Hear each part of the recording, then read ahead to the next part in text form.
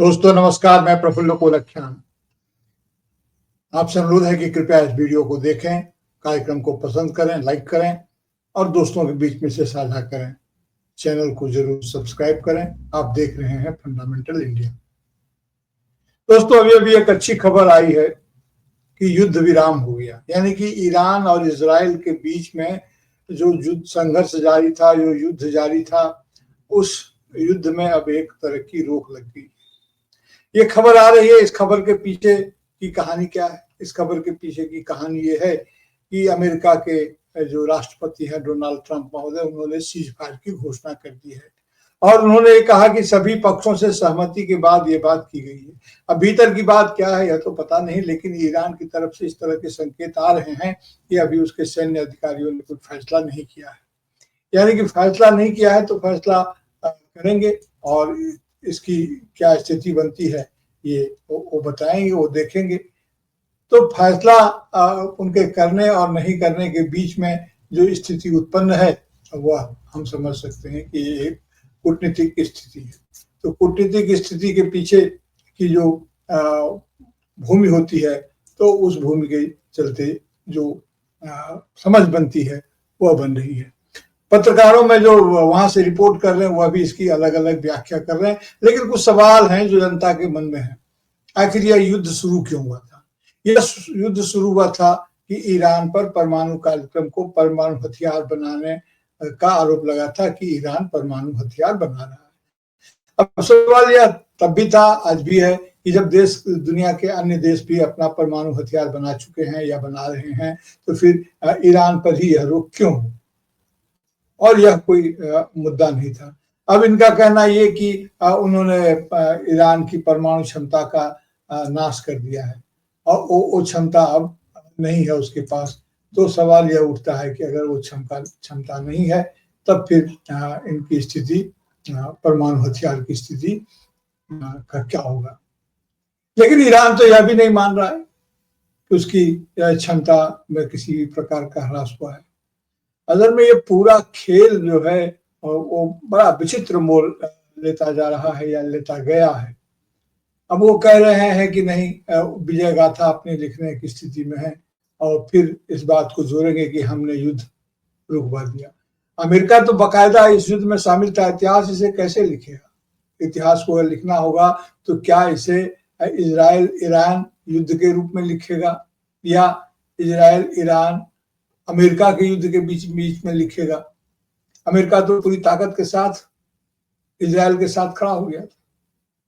और अब जब कल रात दोहा पर आक्रमण हुआ, कतर की राजधानी दोहा पर आक्रमण हुआ, यानी कि दोहा में जो अमेरिका का अपना जो सैन्य ठिकाना है, सैन्य मिलिट्री बेस है, वहां पर आक्रमण हुआ। उसके बाद का यह डेवलपमेंट है, उसके बाद यह बात आई है। अब कई तरह के सवाल इसमें उठ रहे हैं। युद्ध विराम अगर हो गया है तो इसका स्वागत तो हर किसी को करना चाहिए, लेकिन इसके पीछे की मंशा को जरूर पढ़ा जाना चाहिए। अगर इसके पीछे की मंशा यह है कि हमने उनको बर्बाद कर दिया और अब शांति की बात हो, तो ईरान कहेगा ना, ईरान की तरफ से, क्योंकि इसमें 3 राष्ट्र शामिल हैं और अमेरिका जैसा बड़ा देश इसमें शामिल है, बड़ा शक्तिशाली देश इसमें शामिल है। तो जाहिर है कि देश तो 3 है लेकिन पक्ष 2 है। ईरान भी अकेला नहीं है, ईरान के पक्ष में भी कई देश खड़े हैं, लेकिन वे अभी पर्दे के पीछे थे, वे उतने बाहर नहीं आए थे, बस उसके समर्थन में खड़े थे और उनके कुछ वायदे जरूर सामने आ रहे थे। लेकिन अमेरिका तो सीधा सीधी इजराइल के पक्ष में जाकर के उसने बमबाजी की, उसने उसके फॉलोअर्स पर अटैक किया, स्पान पर अटैक किया और भी उसके कहने का मतलब ये कि उसने उसके परमाणु ठिकानों को ध्वस्त कर दिया, ऐसा अमेरिका का कहना है। और उसने तब भी ये कहा था कि वो अपना काम कर चुका है। लेकिन युद्ध विराम की स्थिति को ईरान मानेगा या नहीं मानेगा, या मानेगा तो किन शर्तों पर मानेगा, यह सब अभी तय होना है। लेकिन एक बात जो तय हो गई है वह यह कि अमेरिका ने युद्ध से अपने पांव पीछे खींचने का फैसला किया है। अब युद्ध विराम कौन चाहता था? क्या इजराइल युद्ध विराम चाहता था? क्या ईरान युद्ध विराम चाहता था? या अमेरिका युद्ध विराम चाहता है? या पूरी दुनिया युद्ध विराम चाहती है? जी हाँ, पूरी दुनिया युद्ध विराम चाहती है।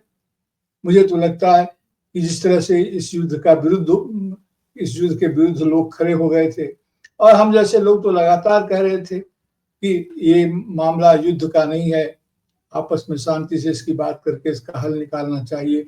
दुनिया में जो रोजी रोजगार के जो संकट हैं उस पर विचार किया जाना चाहिए। इस युद्ध में कितना खर्चा हुआ होगा इसकी कल्पना भी की जा सकती है, अकल्पनीय खर्चा है। और अब जाकर के अगर बुद्धि ठिकाने आ गए तो क्या माना जाए कि ईरान की इजराइल तैयार हो गया, इजराइल को यह विश्वास हो गया कि उसने गलती की थी या अब युद्ध की जरूरत नहीं है। क्या अमेरिका की हवाबाजी निकल गई, ईरान की हवाबाजी निकल गई? वे तो ईरान को बहुत कमजोर समझ रहे थे, वे चेंज ऑफ रिजिम की बात बोल रहे थे, सत्ता परिवर्तन की बात कर रहे थे, तो सत्ता परिवर्तन तो हुआ नहीं, तो आधा तो कम से कम उनका बाकी है।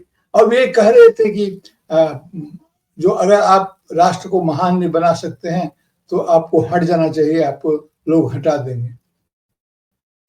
अब ईरान महान बनेगा कि नहीं बनेगा यह फैसला तो ईरान के लोगों को करना है, और ईरान बनेगा तो कैसे महान बनेगा, महानता की क्या परिभाषा होगी, ये सारा कुछ अपने तरह से तैयार गढ़ने के दंभ में अमेरिका के राष्ट्रपति जी रहे थे कि वे जिसे महान मानेंगे वही महान होगा, महानता उसी ढंग से जाएगी। तो इन तमाम बातों का अब अंत हो गया है। सवाल कई हैं और हमारे जो रिपोर्टर हैं वो कई ढंग से इसकी व्याख्या भी कर रहे हैं। कुछ लोगों का कहना है कि नहीं, ईरान जो है सो ईरान के लिए सुविधाजनक है, ईरान की हालत पस्त है। कुछ लोग ये कह रहे हैं कि नहीं, इजराइल की हालत पस्त है। कुछ लोग कह रहे हैं नहीं, अमेरिका अब युद्ध को आगे नहीं बढ़ाना चाहता है। ये तो अच्छी बात है कि आप युद्ध को आगे नहीं बढ़ाना चाहते हैं, तो युद्ध को तो आगे नहीं बढ़ाया जाना चाहिए। युद्ध क्यों, सवाल तो ये उठता है कि युद्ध क्यों? तो इन तमाम बातों पर विचार किया जाना चाहिए। बहरहाल अगर युद्ध विराम हो गया है और किसी सम्मानजनक स्थिति में हुआ है तो निश्चित रूप से इसको स्वीकार किया जाना चाहिए, और ईरान को भी इस बात को मानना चाहिए कि अगर युद्ध विराम हो गया है तो देर से ही सही, लेकिन चलिए ये अच्छी बात है अच्छी बात है, इसको स्वागत किया जाना चाहिए। इसके बाद जो बातचीत और जो डिप्लोमेटिक स्थिति आएगी, जो कूटनीतिक स्थिति उत्पन्न होगी, वो तो अपनी जगह, लेकिन कुल मिलाकर के स्थिति ये है कि देखना ये जरूरी होगा कि हम कैसे इसको लेते हैं, पूरी दुनिया इसको कैसे लेती है। बहरहाल तो ये मामला है तो इसका स्वागत किया जाना चाहिए। आज सुबह सुबह की एक अच्छी खबर हो सकती है, लेकिन अभी हमें इंतजार तो करना होगा कि आखिर में फैसला क्या, वस्तुतः क्या हुआ है। आप देख रहे हैं फंडामेंटल इंडिया। आप इसे पसंद करें, लाइक करें और सब्सक्राइब भी करें। आपका बहुत बहुत धन्यवाद, आपने अपना कीमती समय दिया और इसे देखा। नमस्कार।